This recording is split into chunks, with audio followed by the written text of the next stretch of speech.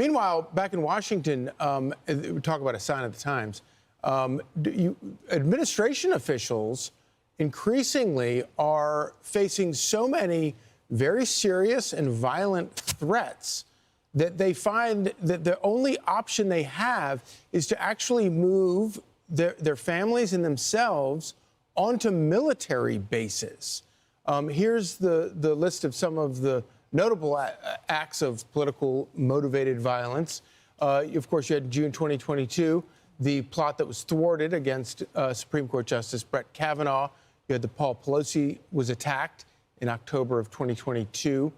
Obviously, you have the assassination attempts on President Trump, both of them. You have the arson at Pennsylvania Governor Josh Shapiro's home.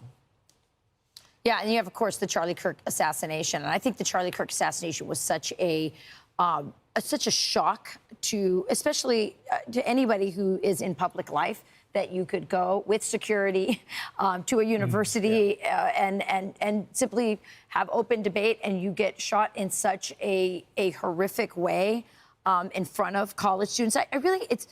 I'm still not over it. I'm just surprised how in the liberal media it's just kind of just gone away. Here, a lot of conservatives, and of course at Fox News, we have not forgotten. We will not forget. But it has just gone off the pages like, oh, just another day.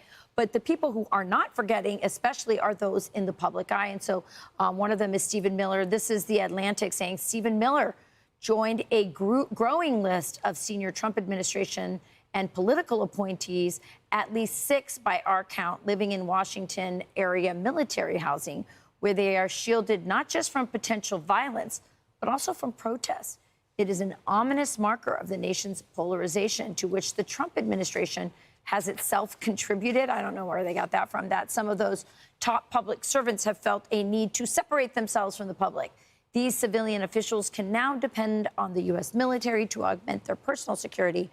But so many have made the move that they are now straining the availability of housing for the nation's top uniformed officers. So The Atlantic really worried about housing for officers.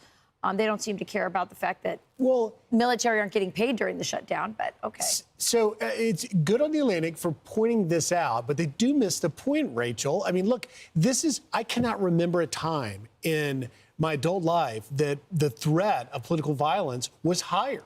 And that is very sobering. And to see, we've had in the past some defense secretaries, Bob Gates, Jim Mattis, live on military bases. That's not unusual. But now, with people like Stephen Miller moving into the military because of threats on his life, it is akin to, in 2023, the mayor of Tijuana had to move on to a Mexican military base because the cartel was openly saying, we are going to kill you. These are the threats that Stephen Miller and Katie Miller and their children are getting. And it's really a moment that seems unprecedented in terms of the political violence in our country. I think the kid part is a really important point. I mean, I know Jen Hegseth and Pete Hegseth made that move onto the base. Kind of made sense. They're part of the military, but also the kind of freedom their kids can have from harassment and the safety they need now because of this very violent environment we're in.